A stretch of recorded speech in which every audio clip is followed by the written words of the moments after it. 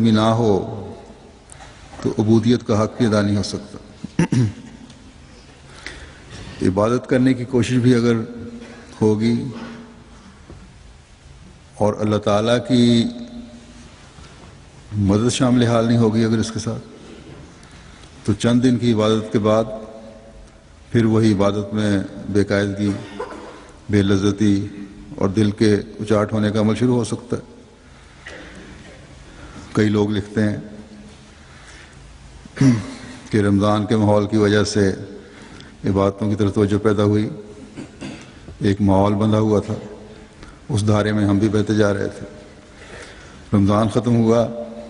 تو پھر وہیں واپسی ہو گئی جہاں سے شروع ہوئے تھے۔ نمازیں ہیں لیکن ان میں وہ لذت اور ذوق نہیں۔ بس اس ماحول میں جب دعاؤں کی طرف توجہ ہے تو اللہ تعالیٰ نے عبادت میں ذوق، شوق، قوت اور ثبات قدمی کی جو دعا سکھائی ہے وہ دعا بھی کرنی چاہیے، تاکہ عبودیت کا صحیح حق ادا ہو اور ہمیشہ ہوتا چلا جائے۔ اگر ثبات قدمی نہیں تو عبودیت کا حق بھی ادا نہیں ہو سکتا۔ پھر آپ فرماتے ہیں کہ اب بننے کی طرف توجہ اور ثبات قدمی کی طلب کے بعد پھر وہ کون سی اہم چیز ہے جو ایک مومن میں ہونی چاہیے؟ اس بارے میں وہ اقتباس میں پچھلے خطبے میں پڑھا تھا، اسے پتہ چلتا ہے کہ وہ اہم چیز یہ ہے کہ ایک مومن کو یہ بھی پتہ ہونا چاہیے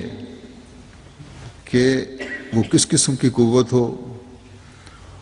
اور یہ کس طرح حاصل ہوگی وہ قوت، ثبات قدم کس پر ہو اور اس کا معیار کیا ہو۔ اگر اس کا علم نہ ہو، اگر عبد بننے کے لیے ہدایت کے راستے کی نشاندہی نہ ہو تو پھر انسان اندھیرے میں ہاتھ پیر مارتا رہے گا۔ اسے پتہ ہی نہیں ہوگا کہ وہ کس قسم کی عبودیت کی تلاش میں ہے، کیا چیز ہے، کون سی باتیں ہیں اس نے کرنی ہیں، کیا چیزیں اس نے مانگنی ہیں، کن راستوں کی اس نے تلاش کرنی ہے۔ آپ نے فرمایا کہ اس لیے یہ ضروری ہے کہ علم اور ہدایت کی تلاش کے لیے اہدنا الصراط کی دعا کی جائے۔ اس لیے اللہ تعالیٰ نے ہمیں یہ دعا سکھائی ہے تاکہ اللہ تعالیٰ انسان کی عبادت اور اس کی کوشش میں برکت ڈالتے ہوئے ایک حقیقی عابد اور اللہ تعالیٰ کے راستوں کے متلاشی کو ہمیشہ ہدایت کے راستوں پر گامزن رکھے، اس پہ توفیق دیتا چلا جائے۔ بس اہدنا الصراط المستقیم کی دعا اس ثبات قدم اور قوت کے حصول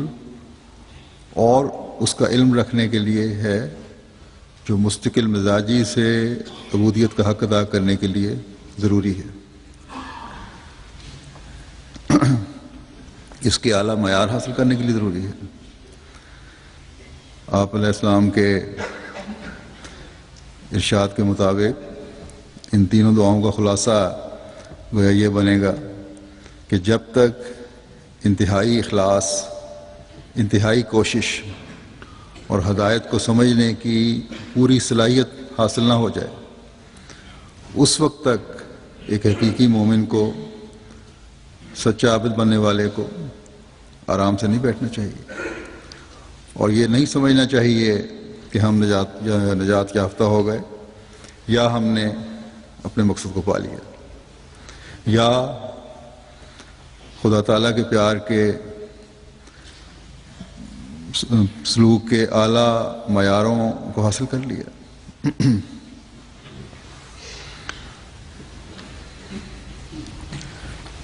وہ معیار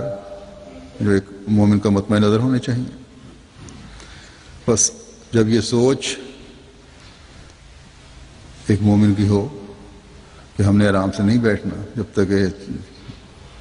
ان راستوں پر نہیں چلتے، تو پھر ایسے مومن کے قدم آگے بڑھتے ہیں، پھر مسجدوں میں دل لگتے ہیں، پھر نمازوں کی حفاظت کی فکر ہوتی ہے، پھر رمضان کے روزوں کا حق ادا ہوتا ہے، پھر رمضان کے بعد بھی عبادت میں ذوق کی اور ایک شوق کی اور ایک جس طرح پچھلے دور میں نے پڑھا تھا فرمایا کہ جلن ہونی چاہیے، اس جلن کو حاصل کرنے کی کوشش رہتی ہے۔ گزشتہ جمعے میں جیسا کہ میں نے کہا ایاک نعبد و ایاک نستعین کی وضاحت تو کچھ حد تک ہو گئی تھی، اور اس کے مختلف پہلو جو تھے بیان فرمایا آپ نے، حضرت مسیح علیہ السلام نے وہ آپ کے سامنے رکھے تھے۔ آج حضرت مسیح علیہ السلام کی تفسیر کی روشنی میں اہدنا الصراط المستقیم کے بعض گہرے مطالب اور اس کا مطلب، اس کے معنی، اس کی روح کیا ہے وہ پیش کروں گا، جن سے پتہ لگتا ہے کہ اہدنا الصراط المستقیم کی دعا جو ہے وہ کس قدر وسیع ہے، اور ہمارے ہر معاملے کا کس طرح اس دعا نے احاطہ کیا ہوا ہے۔ پہلے جو اقتباس میں پیش کروں گا اسے پتہ چلتا ہے کہ ہدایت پانے کے قابل کون لوگ ہوتے ہیں، وہ کون لوگ ہیں جنہیں ہدایت پانے کے صحیح راستوں کو پتہ چلتا ہے اور ان راستوں پر چلنے کے لیے وہ کوشش کرتے ہیں۔ حضرت مسیح علیہ السلام فرماتے ہیں، یہ بھی کرامات الصادقین کا ہی حوالہ ہے جس کا ترجمہ پڑھتا ہوں۔ آپ نے فرمایا، اور اس صورت میں یعنی سورہ فاتحہ میں اللہ تعالیٰ اپنے مسلمان بندوں کو تعلیم دیتا ہے، بس گویا وہ فرماتا ہے، اے میرے بندو، تم نے یہود و نصارہ کو دیکھ لیا ہے، تم ان جیسے اعمال کرنے سے اجتناب کرو اور دعا اور استقامت کی رسی کو مضبوطی سے پکڑو، اور یہود کی مانند اللہ کی نعمتوں کو مت بھلاؤ،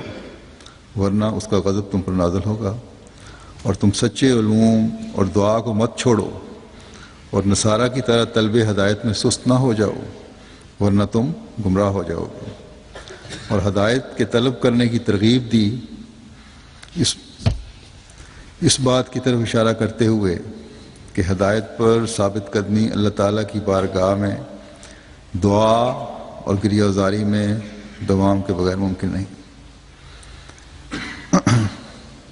ہدایت پر ثابت قدمی جب تک مستقل مزاجی سے دعا نہیں کرو گے، گریہ زاری نہیں کرو گے، یہ ممکن نہیں ہے۔ فرمایا مزید برآں اس طرح بھی اشارہ ہے کہ ہدایت ایک ایسی چیز ہے جو خدا تعالیٰ کی طرف سے ہی ملتی ہے، اور جب تک کہ خدا تعالیٰ خود بندے کی رہنمائی نہ کرے اور اسے ہدایت یافتہ لوگوں میں داخل نہ کر دے، وہ ہرگز ہدایت نہیں پا سکتا۔ پھر اس امر کی طرف بھی اشارہ ہے کہ ہدایت کی کوئی انتہا نہیں، اور انسان دعاؤں کی سیڑھی کے ذریعے ہی اس تک پہنچ سکتا ہے، اور جس شخص نے دعا کو چھوڑ دیا اس نے اپنی سیڑھی کھو دی۔ یقیناً ہدایت پانے کے قابل وہی ہے جن کی زبان ذکر الہی اور دعا سے تر رہے اور وہ اس پر دوام اختیار کرنے والوں میں سے ہو۔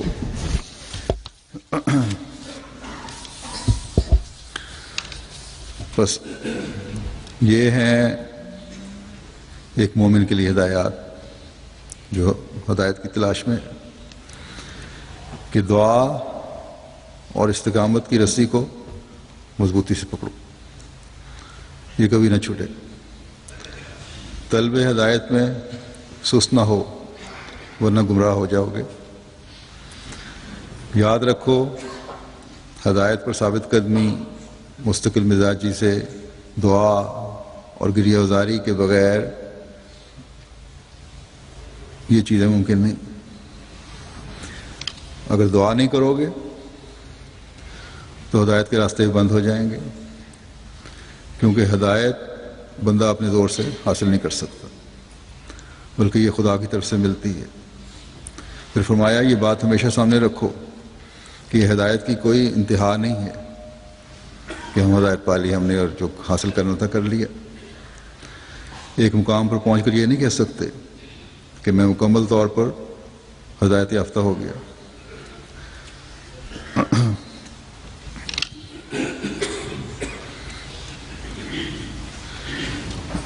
بس جب